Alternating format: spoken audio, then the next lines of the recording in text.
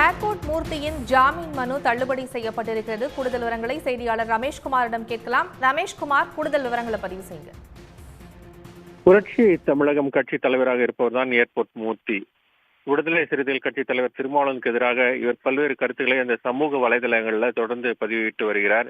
இந்நிலையில தான் கடந்த ஆகஸ்ட் 6ஆம் தேதி சென்னை மயிலாப்பூர்ல இருக்கக்கூடிய தமிழக டிஜிபி அலுவலக நுழைவாயில் அருகே அவரை விடுதலை சிறுத்தை கட்சியினர் தாக்கியதாகவும் ஏர்போர்ட் மூர்த்தியும் பதில் தாக்குதல் நடத்தியதாகவும் செய்திகள் வெளியானது. இது தொடர்பாக இருதரப்பினரும் காவல்துறையினரிடம் தனித்தனியே புகார் அளித்திருந்தார்கள். விடுதலை சிறுத்தைகள் கட்சியினர் அளித்த புகாரின் அடிப்படையில் தான் ஆபாசமாக பிடித்தல், கொடுங்காயம் ஏற்படுத்துதல், கொலை முயற்சி உள்ளிட்ட பிரிவுகளின் கீழே ஏர்போர்ட் மூர்த்திக்கு எதிராக மெரினா போலீசார் வழக்கு பதிவு செய்து அவர் கடந்த செப்டம்பர் 7ஆம் தேதி கைது செய்து சிறையில் அடைத்தினார்கள். இந்நிலையில தான் அவர் ஜாமீன் கேட்டு சென்னை முதன்மை அமர்வு நீதிமன்றத்தில் மனு தாக்கல் செய்திருந்தார். அந்த மனுவில் அரசியல் ரீதியாக பழிவாங்கும் நோக்குள்ள தனக்கு எதிராக இந்த வழக்கு பதிவு செய்யப்பட்டுள்ளதாகவும் தன்னை தாக்கியது தொடர்பாக அளித்த புகாரில் எதிர்த்தரப்பில் யாரும் கைது செய்யப்படவில்லை என்றும் அவர் தெரிவித்திருந்தார்.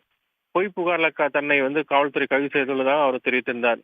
இந்த மனுவை விசாரித்த சென்னை முதன்மை அமர்வு நீதிமன்ற நீதிபதி கார்த்திகேயன் ஏர்போர்ட் மூர்த்தி ஏற்கனவே குண்டர் தடுப்பு சட்டத்திலே சிறையில் அடைக்கப்பட்டுள்ளதாக கூறி அவரது ஜாமீன் மனுவை தள்ளுபடி செய்து உத்தரவிட்டிருக்கிறார். தகவல்களுக்கு நன்றி ரமேஷ்குமார். உடனுக்குடன் செய்திகளை தெரிந்து கொள்ள சன் நியூஸ் பெல் ஐகானை கிளிக் பண்ணுங்க.